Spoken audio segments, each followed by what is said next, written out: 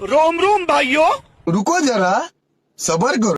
बैठा बैठा बड़ी गर्मी बा हो। तो ये चाय पानी ना पूछला सवेरे पूछू ना आ गए बुढ़ा झगड़ा लगा झगड़ा लगा के बेमतलब की झगड़ा लगाई है चल दी भैया खानाओं के ना पूछे नहीं पहले अपन बना लेता लो खा लेता रो मन करी तो दिलो ना तना दिलो। हाँ बतावा हमारे हम देखनी भैया सुखा जात हूँ चिंता हो गई ना होगा तबीयत ना ठीक है। हाँ बुढ़ाऊ का तबीयत ठीक नहीं है ना ना हाँ इन्होंने खाना ने मिला था कि ना हो ना मिले जब इन्हें ना पूछे तो इनका है कहाँ पूछी घर घर के कहानी बाहो काका। हाँ भैया हमारो मनवा ना मानन सोचनी चली देखी का हाल चाल है बतावा ले भाई खाए के ना दे ले।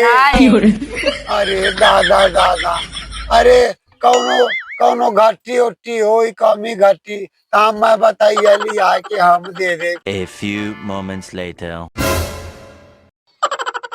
पेट भर गई।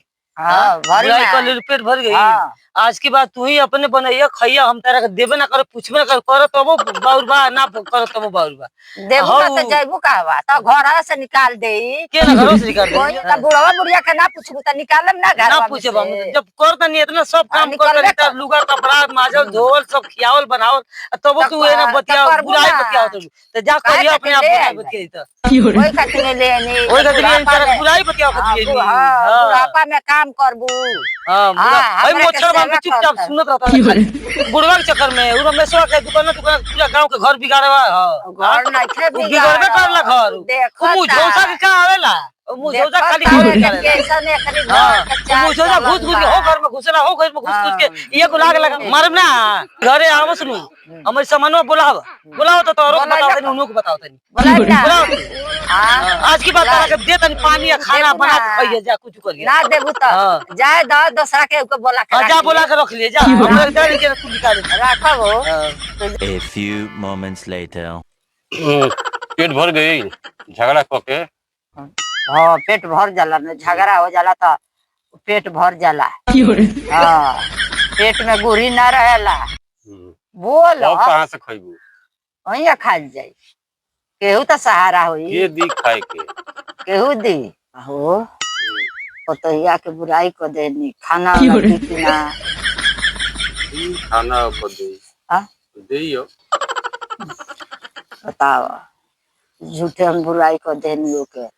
हाँ दी उहे दी कहो भाऊजी अरे कुछ सवेरे से खाइलू पियलू हाँ हाँ का मिलल खाए को तो सब चीज बना के दे ली है हाँ पकौड़ी बना के दे ली है हलवा बना के दे ली है पूछते रह तारी। हाँ और तारी बुढ़ावा बुढ़िया के। अच्छा हाँ और का दी सो अंडा अंडा दी खाए के। दे तारी बाबू लिया के देने तब बना के दिए ना ताके मत का बार बार हम कहत काजी हमको परेशान क्यों अब का सोचत। अरे हमारो मनवा ना लागे तो सोचनी हाल चाल ले खाई ना लोग की ना सब ना देले बाड़ी खाना ना खाइलू। हाँ हाँ खाना वाना खा ले बन सब चीज बना के दे लिया परेशान हो तो हमको परेशान कराओ तो मर